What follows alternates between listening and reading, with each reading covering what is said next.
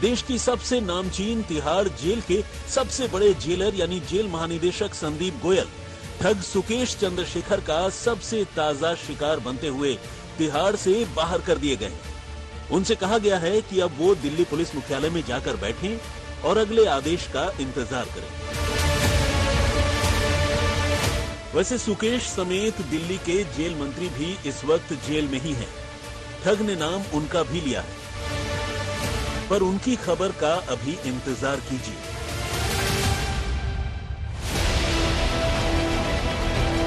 फिलहाल तो सबसे बड़े जेलर से पूर्व हो चुके संदीप गोयल की बात करते हैं। इधर सुकेश चंद्रशेखर ने दिल्ली के उपराज्यपाल वीके सक्सेना को एक खत लिखकर गोयल पर भ्रष्टाचार और रिश्वतखोरी के इल्जाम लगाए।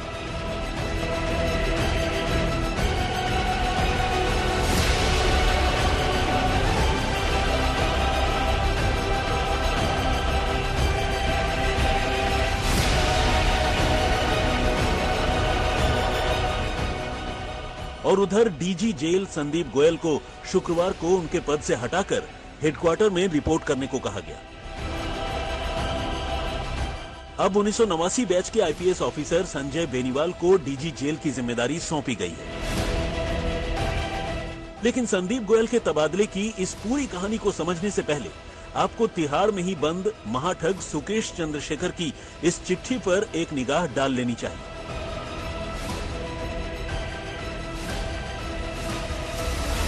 वो चिट्ठी जो 1 नवंबर को सामने आई थी। सुकेश ने जेल में बैठे बैठे ही ये खत उपराज्यपाल के नाम लिखा था, जिसमें उसने बताया था कि दिल्ली के जेल मंत्री सत्येंद्र जैन डीजी जेल संदीप गोयल के जरिए उसे धमकाया करते थे। जैन और उनके लोग उससे जेल में प्रोटेक्शन मनी के तौर पर हर महीने 2 करोड़ रुपए वसूलना चाहते थे। और डीजी संदीप गोयल इसके लिए उसे लगातार डरा रहे। हारकर उसने सत्येंद्र जैन को 10 करोड़ रुपए दिए, आम आदमी पार्टी को 50 करोड़ रुपए और डीजी जेल संदीप गोयल को 12 करोड़ रुपए। कहने की जरूरत नहीं है कि इस चिट्ठी के आम होते ही सियासी भूचाल आ गया। बीजेपी ने जेल में चल रहे रिश्वतखोरी के इस खेल को महाठग सुकेश चंद्रशेखर और आम आदमी पार्टी के नेताओं के बीच का फ्रेंडली मैच करार दिया, जिस पर आम आदमी पार्टी ने भी पलटवार किया। लेकिन ये कोई पहला मौका नहीं है जब सुकेश ने गोयल पर इल्जाम लगाया, बल्कि इससे पहले भी सुकेश ने अपने खिलाफ चल रहे ठगी के मामले की जांच के दौरान दिल्ली पुलिस और ईडी से गोयल के बारे में शिकायत की थी। यहां तक कि सुकेश ने गोयल के खिलाफ इस सिलसिले में अदालत में याचिका भी दाखिल कर रखी है। लेकिन इसी बीच उपराज्यपाल को खत लिखकर मानो उसने इस मामले को नए सिरे से हवा दे दी है, जिसका असर अब गोयल के तबादले के तौर पर देखा जा रहा है। सुकेश ने इससे पहले जेल में कुल 82 अफसरों और कर्मचारियों पर संगठित तौर पर वसूली का रैकेट चलाने का इल्जाम लगाया, जिसके बाद से दिल्ली पुलिस की इकोनॉमिक ऑफेंस विंग न सिर्फ इस मामले की जांच कर रही है, बल्कि इस सिलसिले में कई अफसरों और कर्मचारियों को भी गिरफ्तार किया जा चुका है।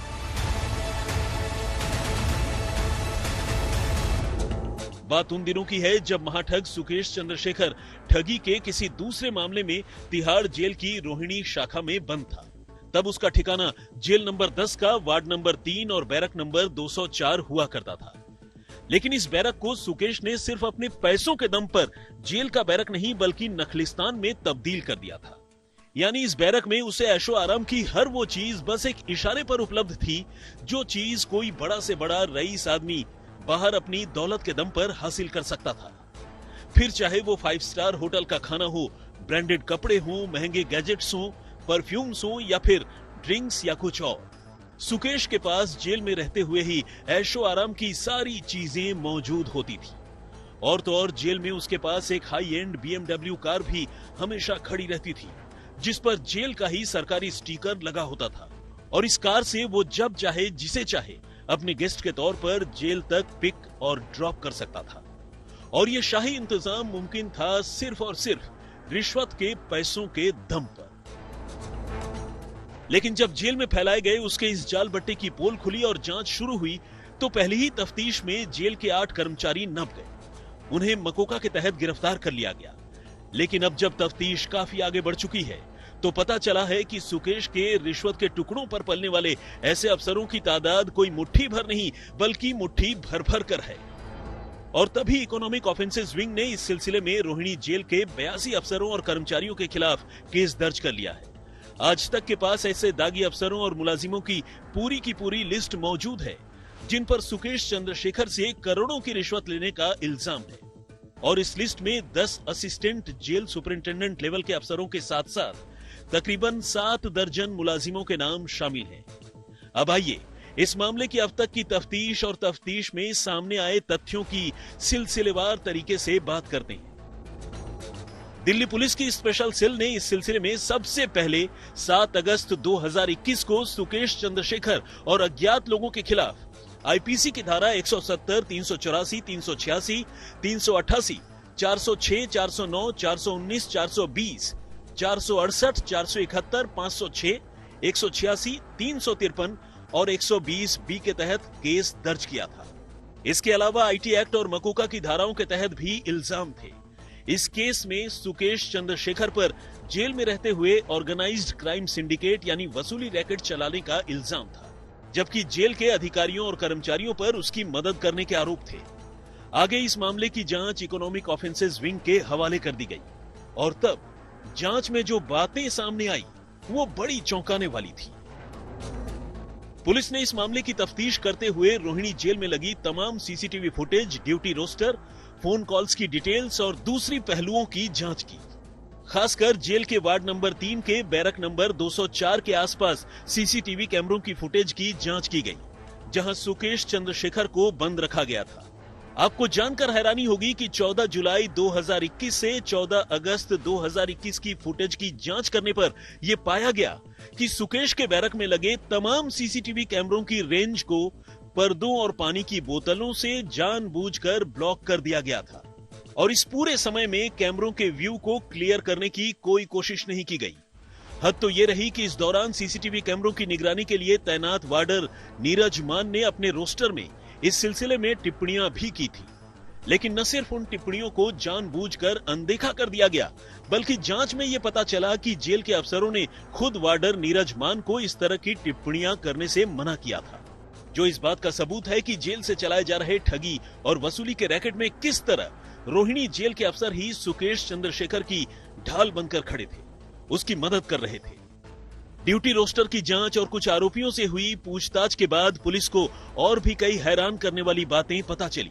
ये साफ हुआ कि सुकेश के बैरक में सिर्फ उसकी मर्जी के स्टाफ को ही ड्यूटी पर तैनात किया जाता था, यानी ये स्टाफ उसकी निगरानी के लिए नहीं बल्कि उसकी फरमाइशें पूरी करने या फिर यूं कहें कि उसकी तीमारदारी के लिए होते थे। कब्जे में लिए गए फोन की सीडीआर और आईपीडीआर की जांच से भी यह पता चला है कि इस दौरान सुकेश चंद्रशेखर धड़ल्ले से जेल में लगातार 2 मोबाइल फोन यूज कर रहा था और इसी आधार पर पुलिस ने तब जेल के 8 अफसरों और मुलाजिमों के खिलाफ मकोका के तहत कार्रवाई करते हुए उन्हें गिरफ्तार कर लिया था, क्योंकि ये न सिर्फ जेल से चल रहे सुकेश की ठगी के खेल से वाकिफ थे बल्कि इस जुर्म को अंजाम देने में उसकी पूरी मदद कर रहे थे। जब सुकेश ने भ्रष्टाचार किया था और उसमें तिहाड़ जेल के 80 से ज्यादा अफसर नापे गए थे, उस वक्त भी डीजी संदीप गोयल थे। लेकिन उस वक्त सरकार ने डीजी संदीप गोयल को तिहाड़ जेल से नहीं हटाया था। तो आखिर अब ऐसा क्या हुआ कि उनको हटा दिया गया? जानकारों की माने तो सुकेश का लेटर बम इस पूरे मामले में अहम साबित हुआ। दरअसल इस लेटर में उन्होंने संदीप गोयल पर तमाम भ्रष्टाचार के आरोप लगाए थे और यह कहा था कि संदीप गोयल को उन्होंने 12.5 करोड़ रुपए दिए हैं। यह बात और है कि इस मामले का सबूत सुकेश अभी तक पेश नहीं कर पाए हैं, लेकिन उससे पहले ही डीजी तिहाड़ यानी संदीप गोयल की छुट्टी कर दी गई। कैमरामैन विनोद और अरविंद ओझा के साथ चिराग गोठी, दिल्ली, आज तक।